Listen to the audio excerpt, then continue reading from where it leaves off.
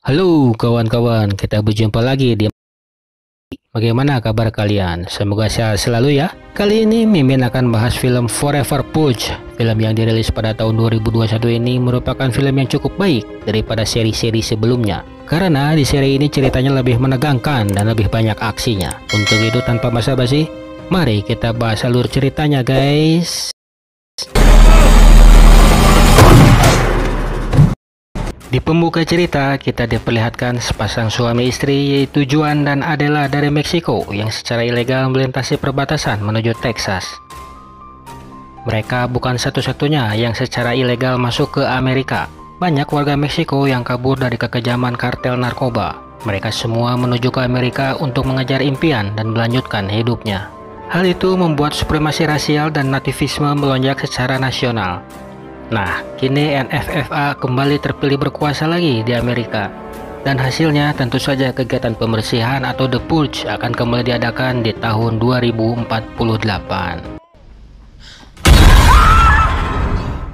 10 bulan telah berlalu dan hari ini merupakan satu hari sebelum kegiatan pembersihan dilakukan besok.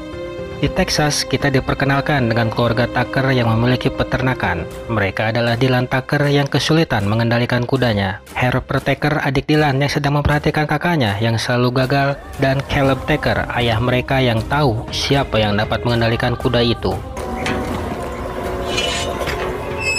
Dia pun lalu memanggil Juan yang sekarang sudah bekerja sebagai buruh tani di peternakan mereka. Dia bersama rekan kerjanya Titi datang untuk mengendalikan kuda itu.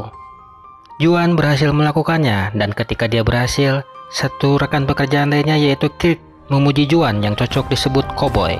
Terlihat keluarga Tucker sangat mengandalkan Juan. Let's get back to work. Come on. Di sisi lain, Adele kini bekerja di rumah potong daging di Austin, Texas, dengan Darius sebagai atasannya yang sangat terbantu dengan adanya Adela. Sorenya setelah pulang, Juan dan Adela membahas pekerjaan mereka satu harian ini. Please, where are we? You need to Di rumah keluarga Tucker, teman Dylan bernama Dalton hadir untuk mengundang Dylan dan istrinya ke malam pembersihan di rumah mereka. Istri Dylan yaitu Cassidy yang sedang hamil juga mengobrol dengannya. Malamnya saat keluarga Tucker sedang datang ke rumah Dalton, istri Dalton bernama Emily bilang kalau yang masak malam itu adalah Anna, merupakan baby sister keluarga mereka yang berasal dari Meksiko. Makanan buatannya sangat lezat. Anna juga punya seorang adik. Emily menawarkan mereka untuk nantinya menyewa adik Anna sebagai calon babysitter di rumah Dylan. Namun Dylan menolak karena dia terlihat tidak suka dengan orang Meksiko sama seperti Juan. I don't even know if I want our kids speaking Spanish in this house.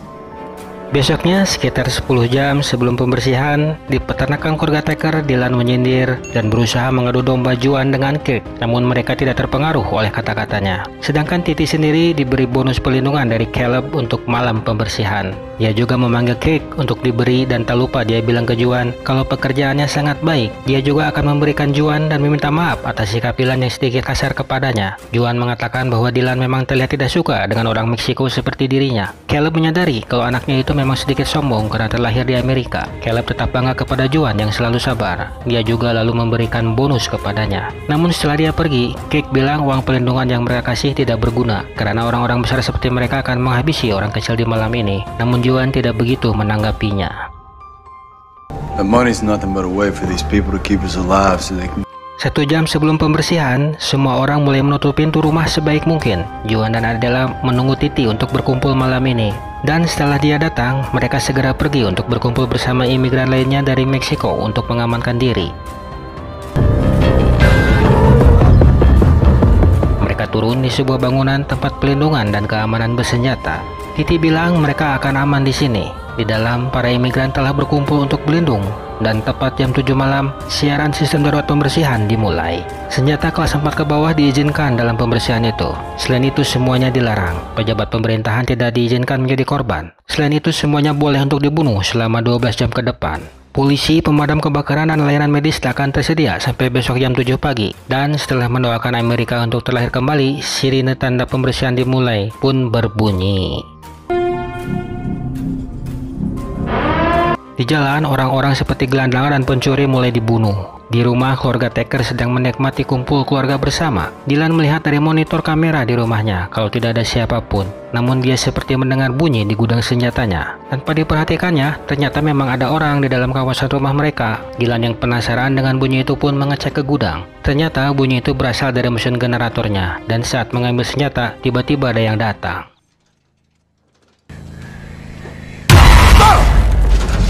Ruas koplok teh. Cassidy bertanya apa yang dia lakukan di sini. Dia bilang dia seperti mendengar suara-suara. Cassidy menjelaskan tidak ada yang perlu mereka takutkan sebagai warga Amerika di malam pembersihan ini. This is our country, okay? And we can choose. Sementara itu di bangunan keamanan, Adela naik ke atas untuk berbicara dengan keamanan. Dan saat itu mereka mendengar kelompok yang menyatakan diri mereka sebagai pasukan pembersih yang tak mentoleransi orang asing. Pemerkosaan dan penjarahan orang Amerika, mereka akan membasmi orang-orang di luar tersebut. Mereka disebut sebagai PPF atau pembersih selamanya. Lalu Adela melihat mereka telah menangkap seorang imigran ke dalam mobil mereka. Namun dia tidak boleh menembak karena kelompok mereka bisa ketahuan. Setelah itu pihak keamanan mereka bertanya dari mana Adela belajar memegang bedil. Namun Adela tak menjawab dengan segera masuk ke dalam. Where'd you learn to handle a weapon like that? Waktu demi waktu pun berjalan, mereka pun beristirahat hingga alarm tanda pembersihan selesai, berbunyi di jam 7 pagi. Para imigran pun bergembira karena tidak terjadi apapun terhadap mereka. Mereka pun bersiap untuk kembali ke rumah masing-masing. Setelah pembersihan, Juan dan Titi berkeliling melihat mayat-mayat yang masih bergelimpangan di luar. Adela pun bersiap ke tokonya untuk kembali ke tugasnya hari ini. Saat itu berita di televisi mengatakan kalau pembersihan sudah selesai, namun ternyata bohong, pembersihan masih belum selesai. Di kediaman Taker, Dylan membuka semua pintu keamanan mereka. Dia pun memeriksa kandang kudanya dan melihat seekor kuda yang terbebas. Tetapi tiba-tiba Dylan sudah ditodong oleh sekelompok bandit. Sementara itu di tempat lain adalah sendiri merasa rekan kerjanya banyak yang tidak hadir. Dia melihat ada kambing yang seperti terluka. Saat dia memeriksanya terjadi sesuatu. Tiba-tiba saja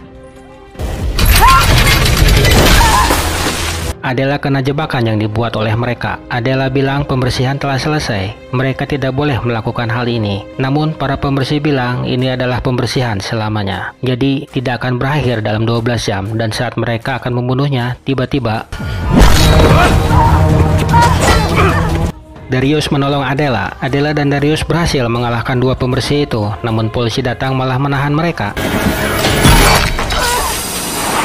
Adela menjelaskan kalau mereka yang diserang. Polisi bilang mereka tidak boleh membunuh karena pemeriksaan sudah selesai. Polisi pun lanjut mengamankan mereka.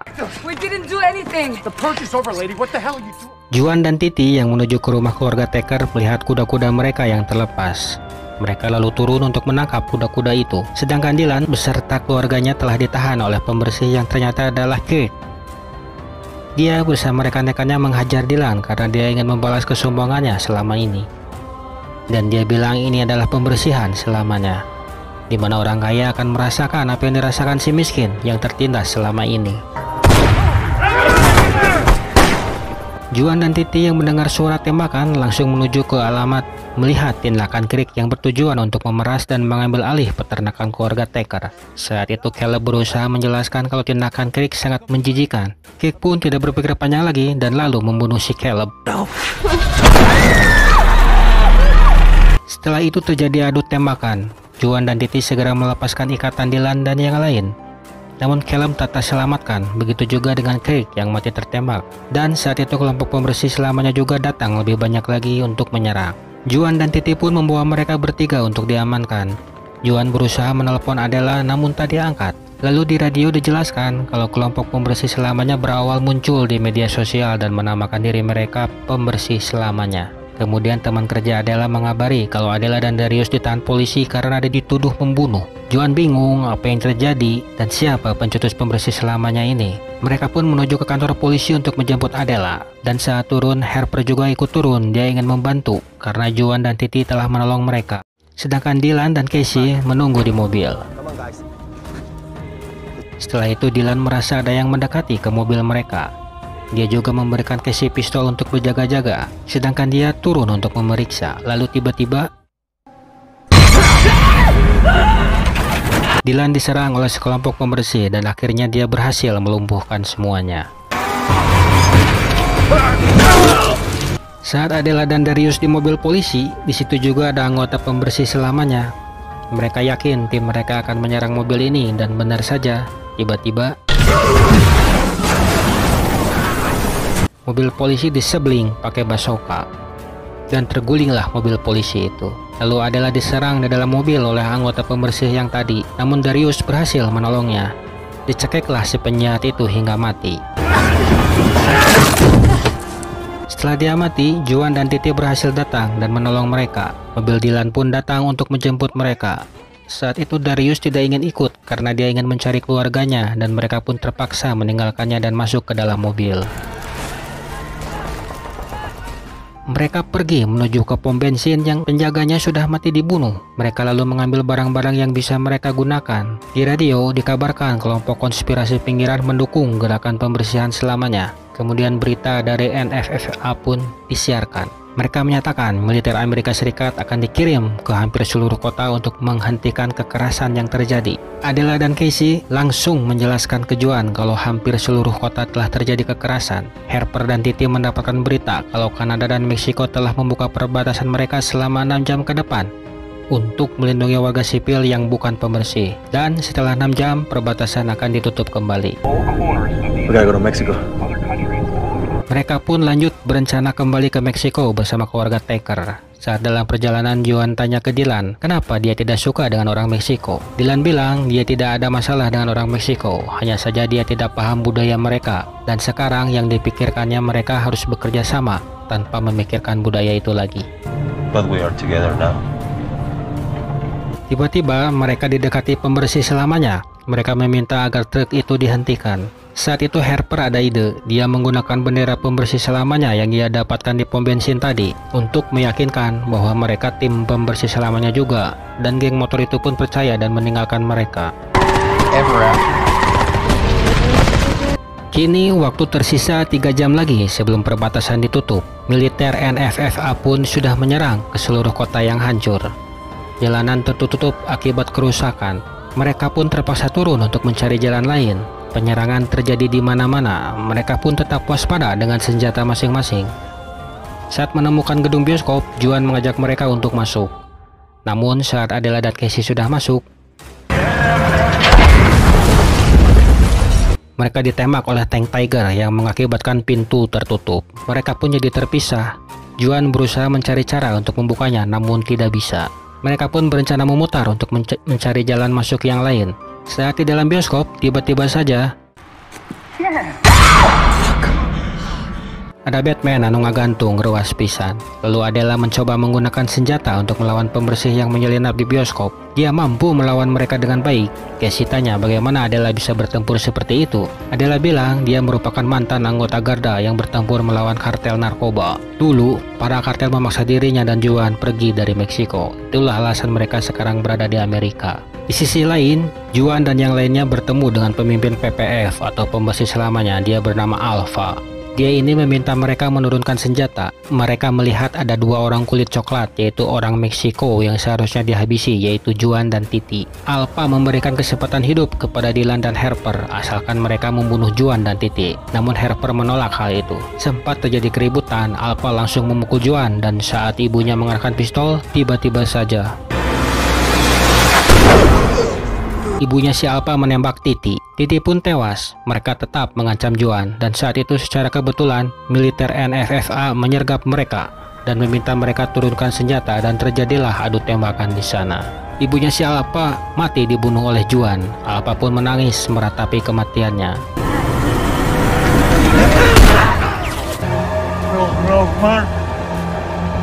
Lalu Alpha meminta bantuan ke semua unit untuk menyerang Juan dan kawan-kawan.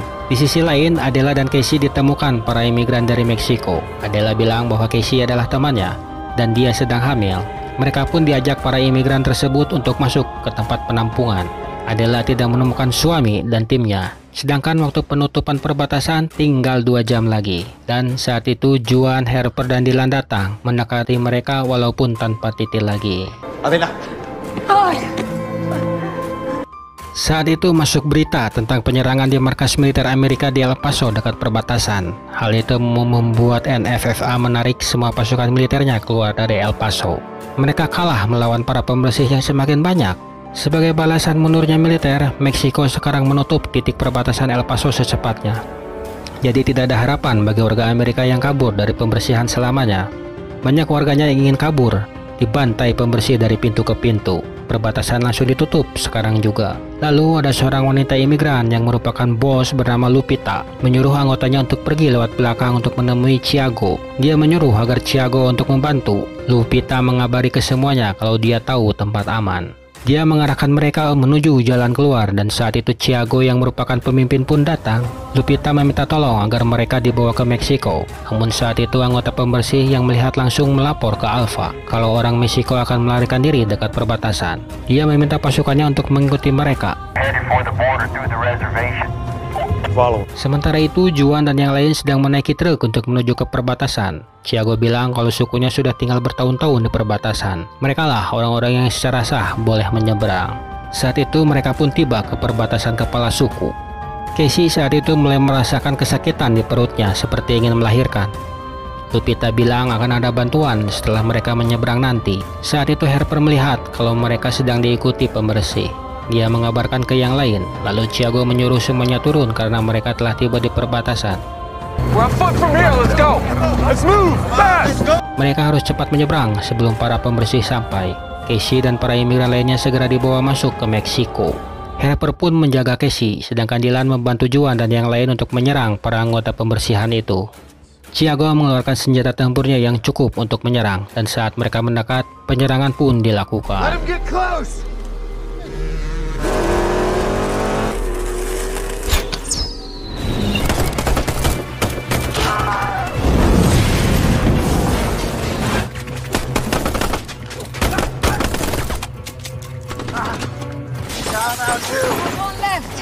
Di tengah pertempuran, mereka kehabisan peluru dan terpaksa bersembunyi. Para pembersih terus menyerang dan mendekati mobil persembunyian mereka. Saat diperiksa, mereka sudah tidak ada di balik mobil. Alpha menyuruh timnya mencari dan membunuh mereka semua, serta menyusahkan Juan kepadanya. Juan dan yang lainnya dibawa Thiago ke markasnya. Saat itu para pembersih pun masuk ke markas. Pasukan pembersih itu langsung menyerang.